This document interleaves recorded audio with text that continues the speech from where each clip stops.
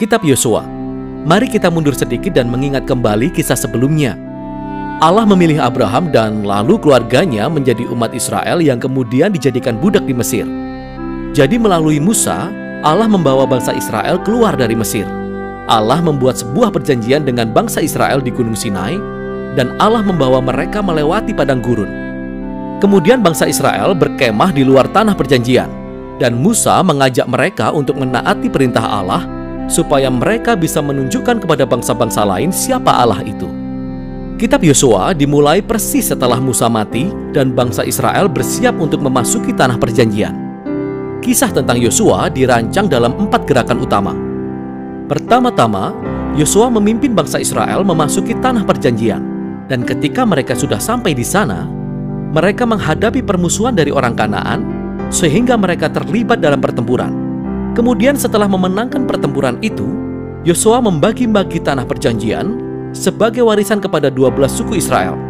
Dan kemudian, kitab ini diakhiri dengan pesan terakhir yang disampaikan Yosua kepada bangsa Israel. Mari kita masuk dan lihat jalan ceritanya. Bagian pertama diawali dengan kematian Musa, dan Yosua ditetapkan sebagai pemimpin baru Israel. Dan penulis dengan sengaja menampilkan Yosua sebagai Musa yang baru. Sama seperti Musa, Yosua mengajak bangsa Israel untuk menaati hukum Taurat, yaitu perintah perjanjian yang diberikan kepada mereka di Gunung Sinai. Kemudian Yosua mengirim 2 pengintai ke tanah perjanjian, persis seperti yang dilakukan Musa di kitab Bilangan pasal 13 dan 14. Kecuali kali ini, semua berjalan jauh lebih baik daripada sebelumnya. Bahkan beberapa orang Kanaan berbalik dan mengikuti Allah Israel. Yosua kemudian memimpin bangsa Israel menyeberangi sungai Yordan dan memasuki tanah perjanjian. Sama seperti laut terbelah untuk Musa di kitab Keluaran, demikian juga sungai Yordan terbelah dan imam-imam mengangkut tabut perjanjian menyeberangi sungai Yordan diikuti oleh seluruh umat Israel. Sekarang di pasal 5, kisahnya mengalami transisi. Umat Israel mengingat kembali akar mereka sebagai umat perjanjian Allah dan generasi yang baru disunatkan. Dan mereka merayakan Paskah yang pertama di tanah perjanjian. Kemudian, mereka sudah siap untuk melanjutkan perjalanan. Dan Yosua mengalami perjumpaan yang aneh dengan seorang kesatria misterius, yang ternyata adalah komandan malaikat Allah. Lalu Yosua bertanya, "Engkau di pihak kami, atau engkau di pihak musuh kami?" Kesatria tersebut menjawab, "Bukan keduanya." Hal ini menunjukkan bahwa pertanyaan yang sebenarnya di sini adalah, apakah Yosua ada di pihak Allah? Jelas sekali bahwa keseluruhan kisah ini bukanlah tentang bangsa Israel melawan orang Kanaan, melainkan kisah pertempuran Allah. Dan bangsa Israel akan memainkan peranan sebagai penonton dan kadang-kadang sebagai pendukung rencana Allah. Kisah ini menuntun kita pada bagian selanjutnya. Kita menemukan berbagai cerita mengenai perselisihan yang dialami bangsa Israel dengan beberapa kelompok orang Kanaan. Dan bagian pertama menceritakan kisah 2 pertempuran secara detail. Dan kisah itu diikuti oleh beberapa kisah pendek yang merangkum tahun-tahun pertempuran menjadi beberapa ringkasan singkat. 2 pertempuran pertama adalah melawan kota Yeriko dan Ai. Kedua pertempuran itu menyuguhkan gambaran yang bertolak belakang antara kesetiaan Allah dan kegagalan bangsa Israel. Di Yeriko, bangsa Israel melakukan pendekatan yang benar-benar pasif. Mereka membiarkan hadirat Allah dalam tabut perjanjian, menuntun mereka mengelilingi kota diiringi dengan musik selama 6 hari. Dan sama seperti Rahab yang berbalik kepada Allah Israel, mungkin orang-orang Yeriko akan melakukan hal yang sama. Namun ternyata tidak. Jadi di hari ke-7, imam-imam meniup trompet dan tembok Yeriko runtuh, sehingga membawa bangsa Israel pada kemenangan. Inti dari kisah ini adalah bahwa Allah lah yang akan membebaskan umatnya. Bangsa Israel hanya perlu percaya dan menunggu. Lalu kisah selanjutnya tentang pertempuran melawan bangsa Ai yang memberikan pembelajaran yang berbeda. Adalah seorang Israel yang bernama Akan. Dia mencuri dari Yeriko beberapa barang yang dikhususkan untuk Allah saja, dan dia berbohong mengenai itu. Ini adalah kejadian yang sangat timpang setelah semua yang dilakukan Allah untuk bangsa Israel. Jadi bangsa Israel bertempur melawan bangsa Ai, dan mereka kalah telak. Hanya setelah dengan rendah hati mereka mengakui dosa dan menindak dosa Akan, Israel bisa meraih kemenangan kembali. Jadi kedua kisah ini diletakkan di depan untuk mengajarkan nilai yang penting. Jika bangsa Israel ingin mewarisi tanah perjanjian, mereka harus menaati dan percaya kepada perintah Allah.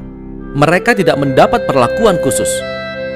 Paruh kedua dari bagian ini dimulai dengan orang-orang Gibeon, kelompok orang Kanaan, dan mereka bertindak persis seperti yang dilakukan Rahab, yaitu berbalik dan mengikuti Allah Israel, dan mereka mengadakan perdamaian dengan bangsa Israel.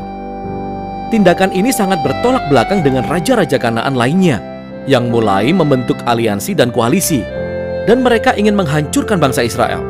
Jadi bangsa Israel terlibat pertempuran dengan mereka, dan bangsa Israel meraih kemenangan besar. Jadi keseluruhan bagian ini disimpulkan dengan ringkasan daftar kemenangan-kemenangan yang diraih oleh Musa dan kemudian oleh Yosua.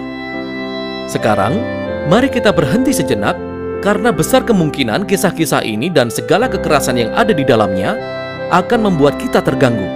Dan jika kita adalah pengikut Yesus, kita pasti bertanya-tanya, seperti, bukankah Yesus berkata, "Kasihilah musuhmu"? Mengapa Allah menyatakan peperangan di sini? Jadi pertama, mengapa harus orang Kanaan?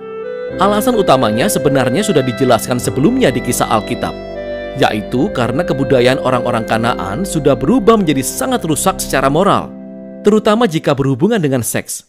Lihat Imamat pasal 18. Mereka juga melakukan praktek pengorbanan anak secara marak. Lihat Ulangan pasal 12. Jadi Allah tidak ingin praktek ini mempengaruhi umat Israel. Orang Kanaan harus diusir. Hal ini memunculkan pertanyaan kedua. Apakah Allah benar-benar memerintahkan pembantaian orang Kanaan seperti suatu genosida? Sekilas, kita melihat frasa yang digunakan dalam kisah-kisah ini. Bangsa Israel menghancurkan mereka sepenuhnya. Mereka tidak membiarkan satu orang pun atau apapun yang bernafas selamat. Tapi jika kita membaca untuk kedua kalinya dengan lebih cermat, kita akan melihat bahwa ungkapan-ungkapan ini adalah hiperbola dan tidak harfiah. Jadi kembalilah ke perintah awal tentang orang Kanaan dalam Ulangan pasal 7. Israel pertama kali diperintahkan untuk mengusir orang Kanaan, tapi kemudian diperintahkan untuk menghancurkan mereka. Dan kemudian diikuti perintah untuk tidak kawin dengan mereka atau melakukan transaksi bisnis dengan mereka. Jadi mereka tidak bisa menikahi seseorang yang telah mereka hancurkan. Saya pikir Anda mengerti maksudnya. Hal yang sama juga terjadi dalam kisah Yosua. Perhatikan dengan seksama.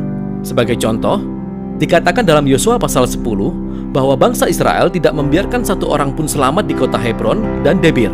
Kemudian di pasal 15, kita melihat kota-kota ini masih didiami oleh orang-orang Kanaan. Jadi kita bisa melihat bahwa Yosua menyesuaikan dengan kisah-kisah pertempuran kuno lainnya dengan menggunakan bahasa hiperbolis dan tidak harfiah sebagai gaya narasinya. Jadi sebenarnya, kata genosida tidak benar-benar mewakili yang kita baca di sini.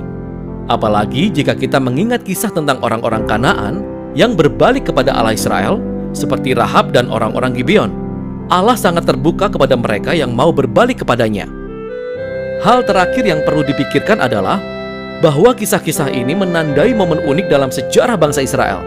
Pertempuran ini terbatas pada segelintir kelompok masyarakat yang tinggal di tanah Kanaan.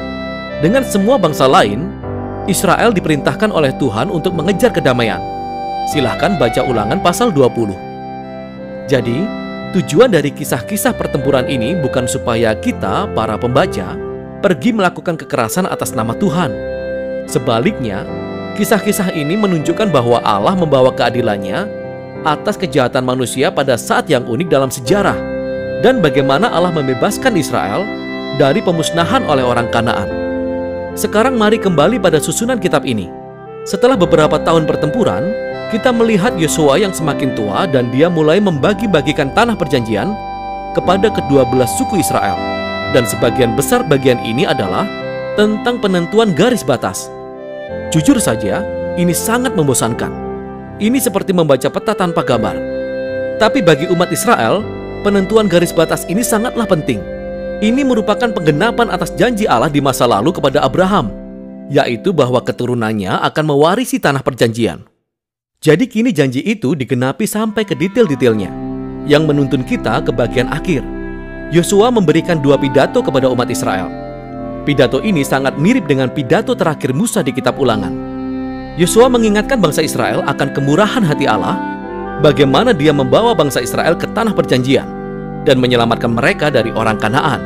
Jadi, Yosua mengajak mereka untuk meninggalkan dewa-dewa Kanaan dan setia kepada perjanjian yang telah mereka buat. Jika mereka menaatinya, itu akan menuntun kepada kehidupan dan berkat di tanah perjanjian.